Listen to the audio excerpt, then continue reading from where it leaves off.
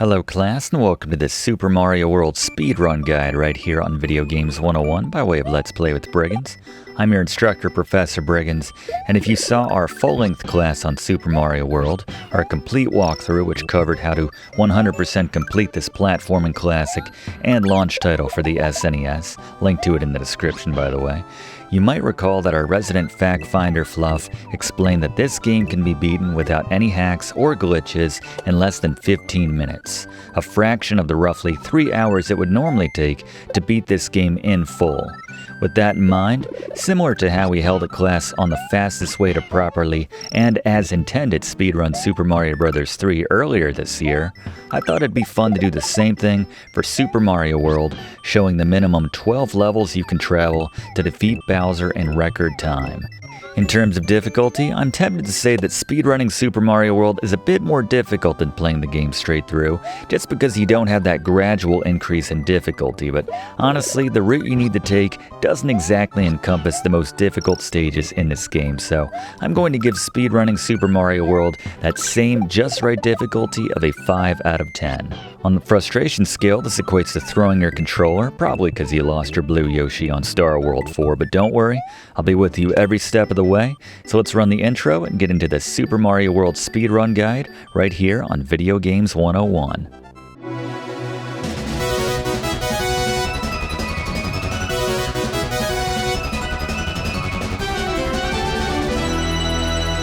How did we not think to speedrun that intro during our Super Mario Bros. 3 speedrun, by the way? Not sure anyone even saw the whiteboard this time, but I'm going to assume if you're attempting to speedrun this game that you're already familiar with the controls, but this is still Video Games 101, so we're going to show them anyway, as we immediately head to Yoshi's Island 2. I'm going to skip the Switch Palace, don't need to worry about that in this run. It's going to make things a little complicated later, but we'll cover that. Grab yourself a 1-up. With the multiplier with the various Koopa Troopas there. Grab our Yoshi, but same Briggs notes as well with the one amendment, obviously, so it doesn't apply to these first few levels. Eventually we'll get into some with multiple exits. We'll cover that once we get there, but yeah, for now, let's just enjoy the nice straight shot. Grabbing a cape feather as soon as we can within a couple few levels here, and flying through as many of these stages and obstacles as possible. As I said, about, say, 13 minutes. That's about what you can expect. Going full tilt, full speed. So we've knocked out the first of the 12 levels here. Obviously a straight shot until we get to Donut Island, so just gotta go linearly through these Yoshi's Island levels here. Can't get ourselves a cape feather also until we get to Donut Island. Hold down that Y to speed, obviously. And if you got that Yoshi already, grab yourself an extra 1-up every time you run into one of those spots where Yoshi would have been. Yoshi is going to be quite key to achieving this speedrun, completing the speedrun. In particular, the blue Yoshi, which allows us to fly. Again, not bringing in Blaze or Gary for this run. Just focusing on the fastest way to beat this game. And yeah, it's one of those things that I played a lot of Super Mario Bros. 3 as a kid. Played a lot of this as well, but I got used to finding those warp whistles early on in that game and using them pretty regularly. I think I mentioned that in our class on the full version of Super Mario Bros. 3. Just that I was a serial warper as a kid. Couldn't help myself, and there's just something satisfying about warping ahead, and honestly, the main thing, just beating any game, any classic game, any game in general really, but a good game, and we can make ourselves a little bridge right here. See how many kills we can get out of this star, how many extra lives we might earn after 8,000, that's 1, 2, we get a third, there we go. Hopefully we won't have to dip into any of these, but still nice. Yeah, something very satisfying about knocking out classic games very quickly. And, you know, by design, not using any hacks or anything, but that's kind of the appeal for a lot of the NES library to me. Very challenging, a lot of it, but also, by the same token, if you know what you're doing, you can knock out a lot of those games in under 30 minutes, so very satisfying. And I did that a lot with Super Mario Bros. 3 as a kid. And we'll just go for the checkpoint to get back up to full-size Mario here.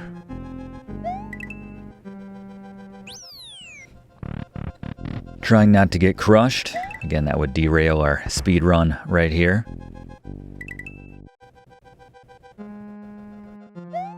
Yeah, I'm curious, class, what are some of your favorite games for knocking out, at least once a year? I know some of us like to return to games once a year, but are there any games you like to knock out every few months? I know for me, I have a certain satisfaction with taking out as we get our first and only boss outside of Bowser here and Lenny.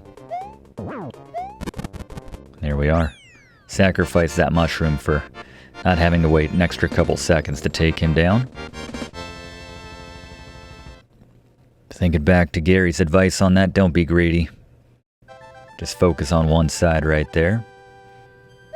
But yes, Friday the 13th is one of my favorite games to knock out a few times a year. We have a tradition on our sister channel, Let's Play with Brigands, where I play that game live every Friday the 13th. Oftentimes with a challenge from the viewing audience, just to keep it fresh. Something I've maybe never done before. But we come to our first stage here in Donut Plains, which has an alternate exit. And I'm going to go ahead and leave Yoshi behind because, much as we love him, he's not blue, for one. But also the fact that we can't continuously fly with Yoshi. We can only do that as Cape Feather Mario. So now that we've got it, let's maximize our hang time here. See if we can't go more up than down. And this is very satisfying, I'd say. Just something about flying over the entire stage, but that's where we want to go, actually. It's not just a fun way to get through the stage, it's quite necessary to find the hidden exit here.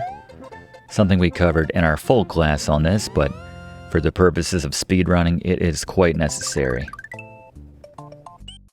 So that's the secret exit to the first Donut Plains stage. Now we're in Donut Secret, and once again we'll have to find the secret exit of the two.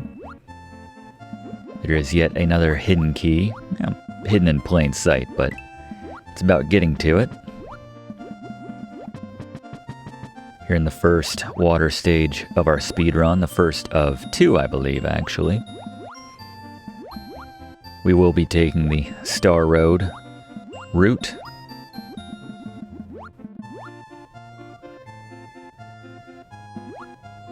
I like to grab this P, one, because we'll need it, and two, because it allows us to swim a bit faster here, but drop it right here. And then very slowly, very quickly, by which I mean slowly, grab that key right there, and come on, Rip Van Fish. There we go. Alright, there's the secret exit to Donut Secret 1. That takes us to the Donut Secret House. It's so secret, class. And then you'll see the way to complete this stage here. And like to kind of float down. Makes managing that gap a little bit easier.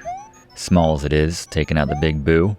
Like Fluff's facts about staring down the Big Boo and it makes that face at you eventually. Or peeks back at you.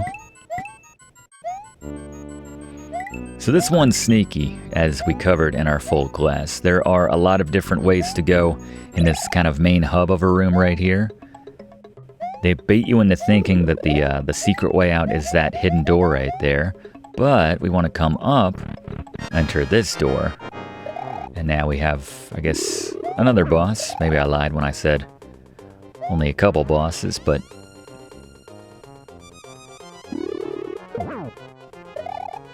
Big Boo. A little bit tougher. Won't go down from simply flying into him. 3 hits takes him down. Sound like Gary. But there we are, and now on to Star World. Not the most secret of the secret worlds, but still pretty secret. And great for shortcuts, which is our reasoning for being here. We're already halfway home though. This is our 8th of the 12 stages here in the first Star World. And we're just going to use our spinning jump over here on the rightmost wall. And then we'll burrow all the way down, and couldn't be simpler. That's number 8. On to number 9. And this is that other water level, and this one is quite important that we grab this Yoshi at the start and feed him well. He needs to eat 5 of these, well, any enemies down here, but if we just keep our star going here. There we are. Yeah, don't leave until you feed this enough enemies, and then it becomes a full-fledged, all grown up blue Yoshi. And as I believe Blaze pointed out, the blue Yoshis, once they have a shell in their mouths, this allows them to fly, which we will need in lieu of having some of those switches hit back in the, well, we're not hitting any of them, so it's, yeah, it is what it is, but just swallow this up in blue Yoshi's mouth, get over to the keyhole, and there we go.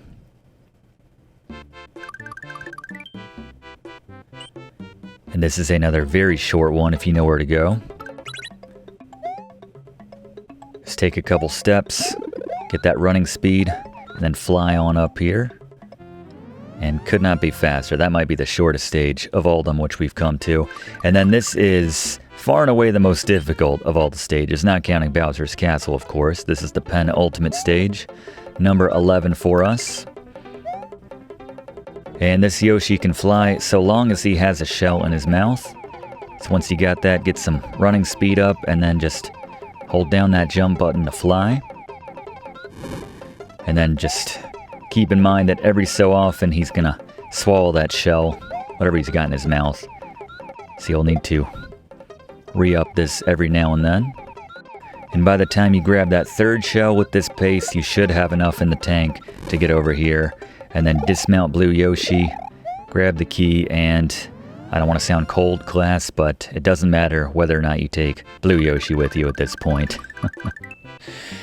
He's been our friend for what, all of a couple stages here. That's the problem with the speedrun. You don't have time to really make any real relationships, but it's alright, it's what we signed up for. Speedrun life is a lonely life, class, but getting back to referencing our original class, I recommend stages 2 and 7, or rooms 2 and 7, as being just the easiest out of the bunch, just how I think of it personally. 27.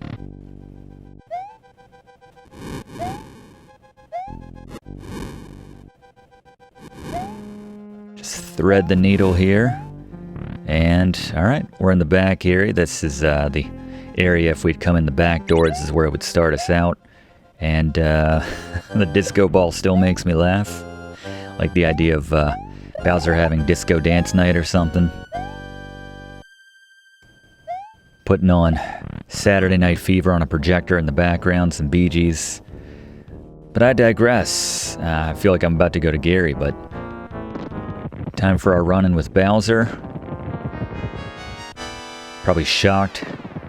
Surprised he's not in a bathrobe or something. Shocked at our ability to get here so quickly in about 11 minutes. I think it's been exactly 12 minutes since we began our journey, actually. So, yeah, depending on how quickly we can take down Bowser here,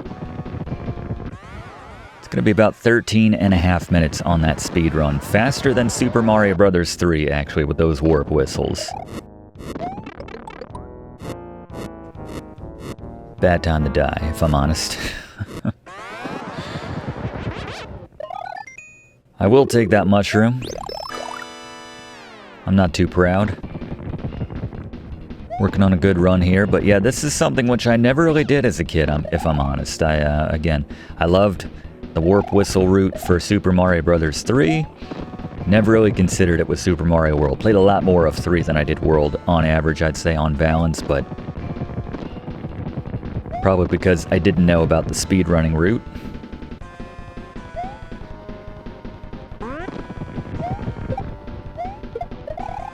afraid that one was going to be off the screen there. Trying not to... That's fine, just don't want to waste any of these guys. There we are. And one last go should do it.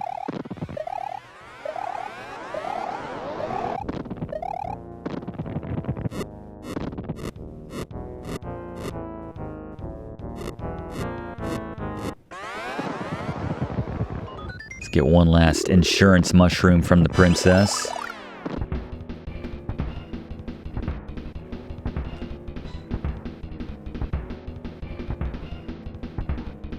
Can't be good for the blade. I want to tell you your business, Bowser, but you're avoiding the warranty right there. Gotta be Super Mario before you rescue the princess. I learned that back when Mario was our guest on Super Mario Brothers, the original.